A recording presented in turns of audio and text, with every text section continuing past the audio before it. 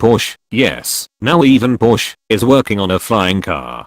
Porsche isn't merely interested in the idea of a flying car. The Stuttgart carmaker has made flying cars part of the considerations in its strategy 2025 for shaping the future of the sports car. There won't be a flying Porsche come 2025, but Porsche global sales chief Detlev von Platen revealed to Roadshow that engineers are working up concepts that take to the skies, albeit at a very early stage. The question is what kind of winged and wheeled machine we could expect. Reuters characterized von Platen's interview with a German publication as interest in a flying passenger vehicle that would serve a possible market for urban air taxis and ride-sharing services. The executive referred to city congestion around the world and at home, saying he could get from the carmaker's plant in Zuffenhausen to the Stuttgart airport in under 4 minutes by air, instead of 30 ground-based minutes. A commercial flying Uber with a Porsche badge sounds counterintuitive, though. A Porsche minivan with wings is still a minivan.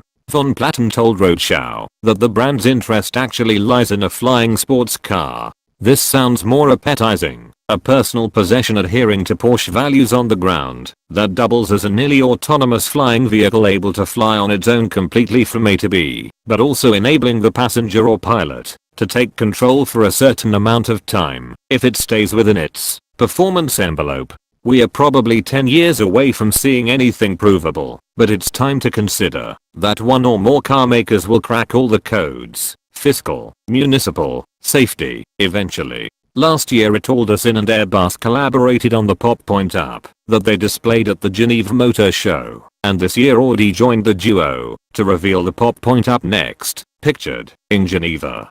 Daimler invested in Volocopter, a German startup working on a 5-seater electric taxicopter, and Geely bought US flying car maker Terrafugia. As Porsche's North American CEO explained, urban environments are jam-packed. We need to find answers to that problem, and one answer is the third dimension.